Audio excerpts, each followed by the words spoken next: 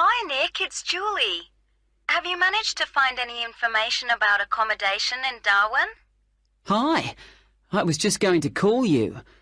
I found some on the internet.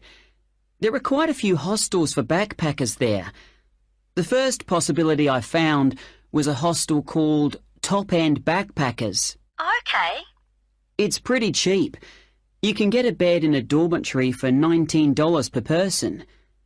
Private rooms cost a bit more, but we'll be okay in dormitories, won't we? Sure.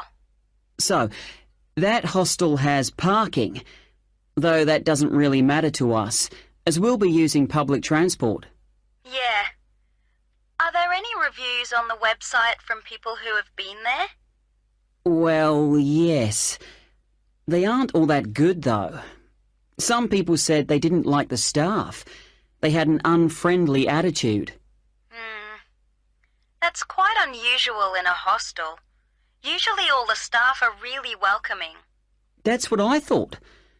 People said they liked the pool and the fact that the rooms had air conditioning. But the problem with that was that it was very noisy, so they were kept awake. But it was too hot if they turned it off, so they had to put up with it. Someone told me there's another hostel called Gumtree something. Gumtree Lodge. It costs a bit more, $45 a person. What? Oh, no, that's for private rooms. It's $23.50 for the dorms. That's more like it. It looks to be in quite a good location. A bit out of town and quiet, but with good transport and quite near a beach. Has it got a pool? Yes, and its own gardens. The reviews for that one are mostly okay, except for one person who said they couldn't sleep because there were insects flying around in the dormitories. Not for me, then. And I'd rather be somewhere central, really. Right. There's a place called Kangaroo Lodge. They've got dorms at $22, and it's downtown, near all the restaurants and clubs and everything. So that should suit you. And it doesn't close at night. So there's always someone on reception? That sounds good. The only criticism I saw was that the rooms were a bit messy and untidy, because people just left their clothes and stuff all over the beds and the floor. Don't hostels usually have lockers in the bedrooms, where you can leave your stuff? Yeah, they do usually, but apparently they don't here. Still, hostels are never particularly tidy places, so that doesn't bother me. And the same person said that the standard of cleanliness was pretty good, and especially the bathrooms. They were excellent as far as that went. Right. Yeah, I reckon Kangaroo Lodge sounds the best. Me too. Quite a lot of people reviewing it said it was really fun there. Like every night everyone staying there got together and ended up having a party. So it sounds like it's got a really good atmosphere. Okay, let's go for that one. Before you hear the rest of the conversation, you will have some time to look at the questions 7 to 10.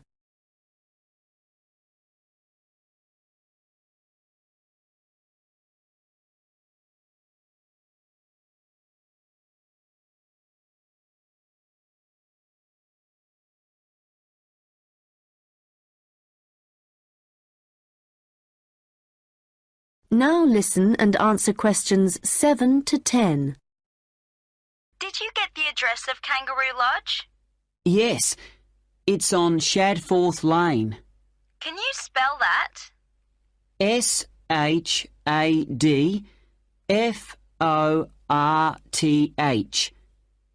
It's near the transit centre, where the intercity buses and the airport buses drop you off. Cool. I'm really looking forward to this. I've never stayed in a hostel before. Do they provide bed linen, sheets and things? Yeah. And you can usually either bring your own towel or hire one there.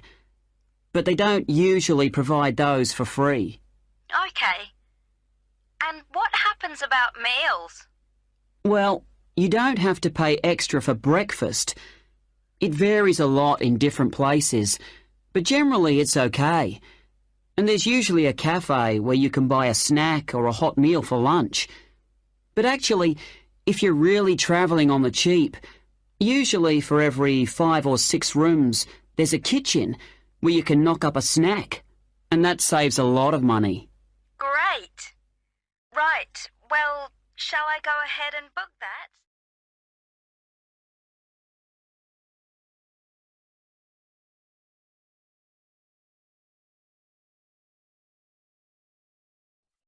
That is the end of part 1. You now have half a minute to check your answers.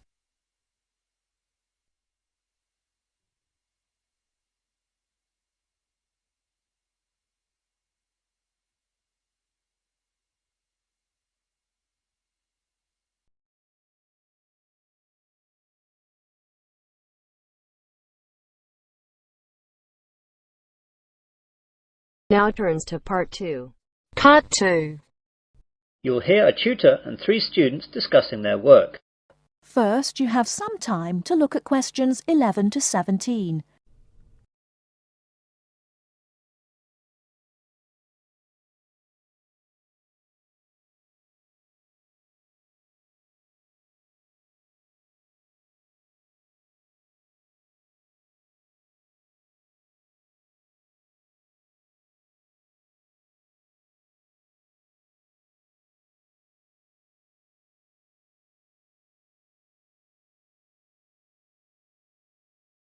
Now, listen carefully and answer questions 11 to 17.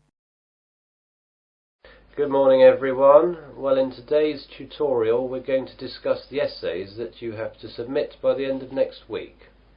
Some of you will have already started them, which is good, and if you haven't, well that's okay, but you'll have to get a move on. So, let's begin with you, Simon. What's happening with you? Well, I've made a start on it. I researched the background quite extensively last weekend. I should get to the writing stage tomorrow with a bit of luck, and I'll get finished at the weekend. What are you writing about? I decided to look at the car manufacturing company Jaguar, examine the problems they had with reliability in the 1970s and 80s, how they dealt with it, and how it affected their marketing and sales strategy. That sounds pretty interesting. Any problems with that? At the start I had problems getting information from that far back, but after rooting around in the library I found some magazines which gave me information and also gave me references to find other stuff. It seems now the only problem is keeping to the 4,000 word limit. It just seems that I have so much to write about. It seems I'll need 5,000 or even 6,000 words to be able to cope. Yes, your essay title seems to me to be very wide-ranging. Would you think about cutting out part of it? How about looking at their sales and marketing strategy, but only mentioning the problems in the 70s and 80s and not going too far into it? That's a good idea. That will make it much easier to handle. By the way, how do you want us to hand in our work? Do you want us to drop in a hard copy to your office? You could do that, but I'd prefer it if you just emailed it to me as an attachment. You've all got my address. If not, give it to the secretary, clearly marked that it's for me. Right, Jennifer, how about you? I've not really got going on it yet, but I have decided on a subject. I'll try and do some research during the rest of this week, and I should get writing this weekend. Okay, what are you writing about then? I want to look into how supermarkets use market surveys to develop their products. Will you have enough time to find out what sort of things that the supermarkets do? You won't have much time for that. I should be okay. I've had a look in the stack system in the library and I found a magazine that surveyed all the UK major supermarkets and a trade publication that analysed the same things in Canadian supermarkets. Be careful about using their conclusions too much. The university takes a tough stance on plagiarism. Make sure you properly list where you get your information from in a bibliography and try and do your own analysis. Get going too, as that analysis will take a bit of time. Okay, thanks. Before you hear the rest of the talk, you have some time to look at questions 18 to 20.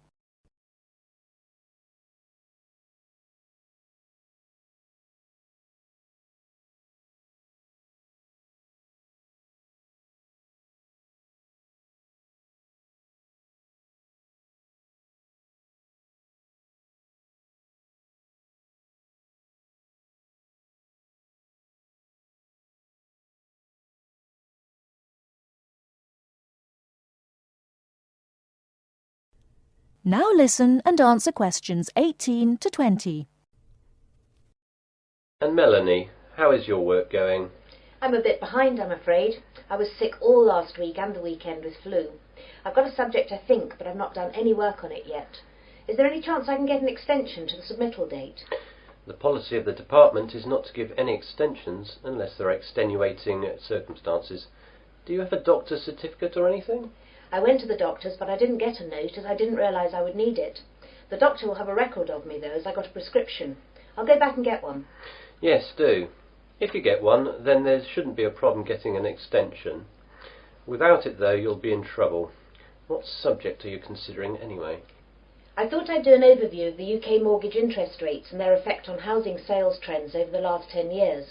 I thought it might be of interest because of the huge increases of house prices over the last decade. Certainly an interesting subject, and it should be no great problem getting information, as this has been fairly well documented. There's a lot of work again, though, and you'll really need to get cracking on it, even with the extension, if you get one. Well, I've not got much on for the rest of the week, and I've set aside the weekend to really get to grips with it. Good. Now, is there anything else? That is the end of part 2. You now have half a minute to check your answers.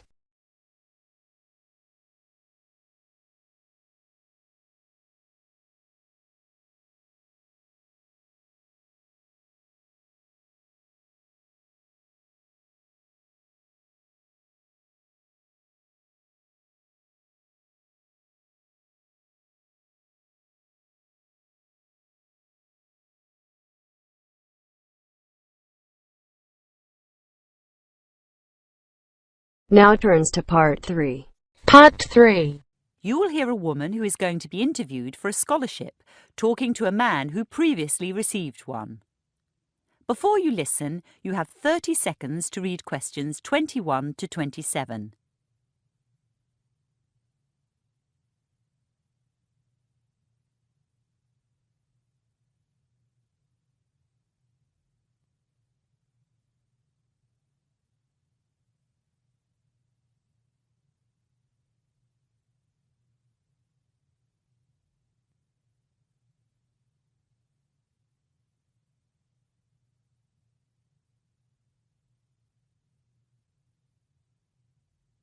Hi, Vibol. Thanks for coming. No problem, Sophie. I hope I can help. When's the interview? On Thursday. Which course do you want to do? A Master's in Development Studies. Whereabouts?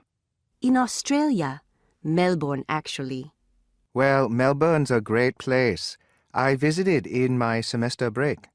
But you studied in Adelaide, didn't you? Yeah. Why Adelaide? I heard before I applied for the scholarship that most applicants want to go to Sydney or Melbourne. So by choosing Adelaide, I thought I'd have a better chance. Do you think I should go to Adelaide? Or not do development studies? I think the key is to choose a course you're really interested in, no matter where it is. Why's that? Because the workload is heavy. My master's was probably the most difficult thing I've done in my whole life. I see. Anyway, I bet the interview panel asks the same questions every year. What did they ask you? Firstly, about why I wanted to go to Australia. What did you say? I told them I'd been there already, and I liked it. What else did the panel ask? About my undergraduate degree, about my job, about how a master's would improve my performance, and the performance of my organization. Where are you working now? Oh, and they asked about my family, whether I'd take my wife with me. Well, I'm single and planning to stay that way. As to the courses helping me at work, you know I quit my regular job working in the university library. Yeah, I heard that. What are you doing now? I'm a volunteer at a rehabilitation center. However do you survive financially? I teach English at night and I live cheaply. Good for you. You could say an MA would improve your prospects of finding permanent work. I wonder what the interview panel will think about my undergraduate degree. It's in Russian and history. I studied Russian so I could get a scholarship to Russia for a master's degree, but I only lasted 6 months in Europe. If I were you, I wouldn't mention you already have an incomplete master's. I'd focus on the work you're doing now. Use phrases like grassroots activism and capacity building. The panel will love that. Oh? I do worry about my background. My family comes from a village on the coast. I seem to recall that most people who were awarded scholarships in the last 3 years came from big cities and were socially successful. In the past, that was true. Indeed, all the interviews were held here in the capital. But this year, they're also taking place in the provinces, so scholarships will go to a more diverse group of people. I don't think you should beg for assistance, Sophie. But you don't need to hide your background either. Be proud of it. I am proud of it.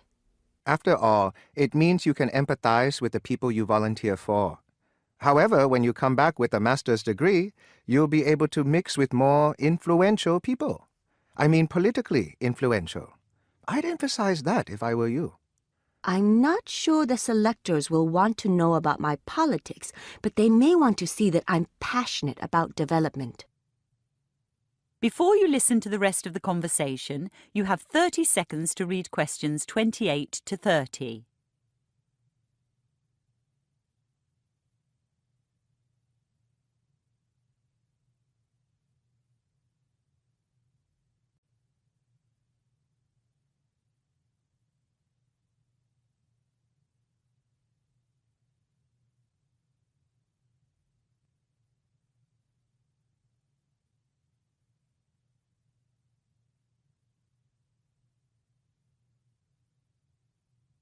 By the way, Vibol, in Adelaide, what did you do your master's in? Taxation law.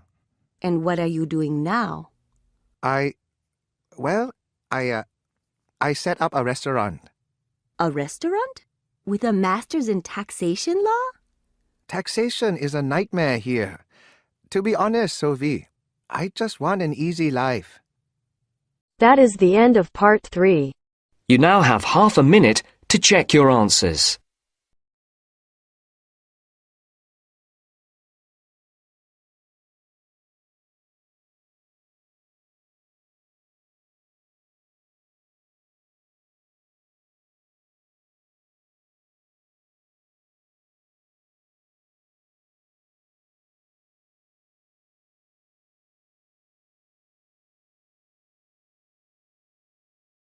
Now turns to part 4. Part 4. You will hear a lecture on the disposal of electronic or e-waste. Before you listen, read questions 31 to 40.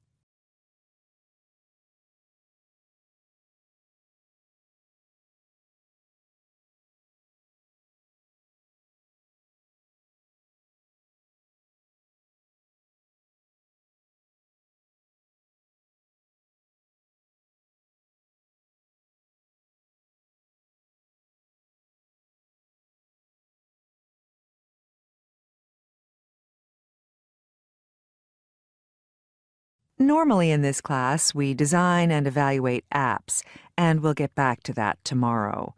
This afternoon, I'd like to raise your awareness about the issue of electronic waste disposal. As some of you know, I've got twin daughters who turn 13 on Tuesday. Like many children their age, they're totally in love with electronic devices. My husband gave his old smartphone to one of them, and I was forced to give my newish phone to the other. That was 2 years ago. Now they're both demanding brand new smartphones of their own. An anxious parent, I would have given in to this demand had I not just read an article about e-waste. Let me add that I read part of it on my tablet at home, the rest on my desktop computer at work, and afterwards I counted how many electronic items my family and I have at home, at school, and at work. And we've got 24. Yup, 24. An average American family, no doubt. Anyway, I finally agreed to birthday phones for my girls on condition that my husband and I shed some of our own devices as responsibly as we could. In the past, we've just put them out in the garbage as though they were banana peel or broken plates. This time, I decided to take 2 laptops and my girls' phones to a recycler accredited by the Environmental Protection Agency, or EPA. I found an interactive map on the EPA website showing companies that sign up to recycling schemes called e-stewards and responsible recycling practices. It's easy enough to drop stuff off at these companies and receive cash in return. I do regret to say that in the U.S., the cash return is tiny because there are currently insufficient volumes of electronic trash for these companies to turn into treasure. Since I'd like to encourage this recycling practice among my students and colleagues, there's a web link on my Facebook page. Frankly, I don't think Americans recycle enough. Yet, even with these companies that have popped up recently, there's still a huge problem. I mean, the collection of the e-waste is fine, but who knows how it's processed? The EPA believes that only 20% is actually recycled, and the rest is incinerated or put in landfill. The auditing of this process has yet to begin. The majority of local e-waste, around 8 million metric tons a year, is sent off abroad, mostly to Asia or Africa, where health and safety regulations scarcely exist. One reason the U.S. still banishes most of its e-waste is because it refused to sign the 1989 Basel Convention that controls the export of hazardous waste from rich countries to poorer ones. Needless to say, it wasn't the only rich country to spurn the convention. Neither Canada nor Japan consented to a 1995 amendment banning such trade completely. However, European signatories to the Basel Convention may not, in reality, behave any better. Inspections at ports in Germany and the Netherlands have proven that e-waste, like much other cargo, is deliberately mislabeled so it passes unnoticed through customs. So what's inside e-waste, and who deals with most of it?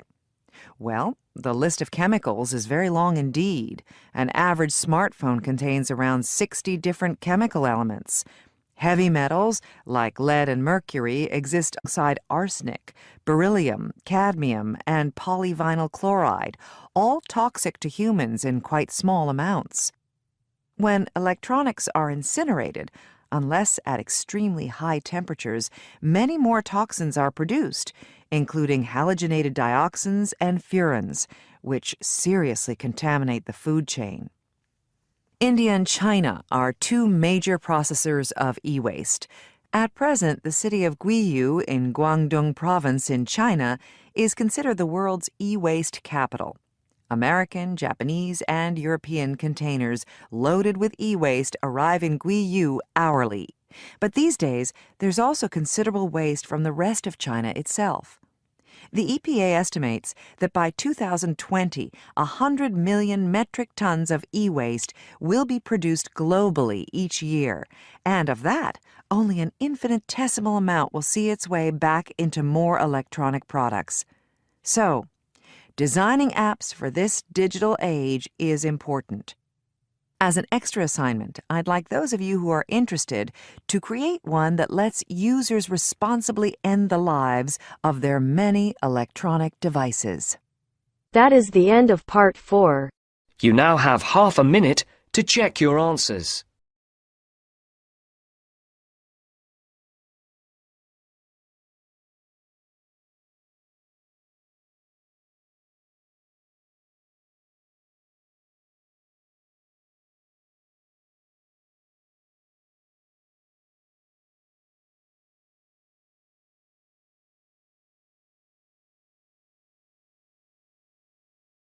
On each and every day, the past is where it stays. Way back a year ago.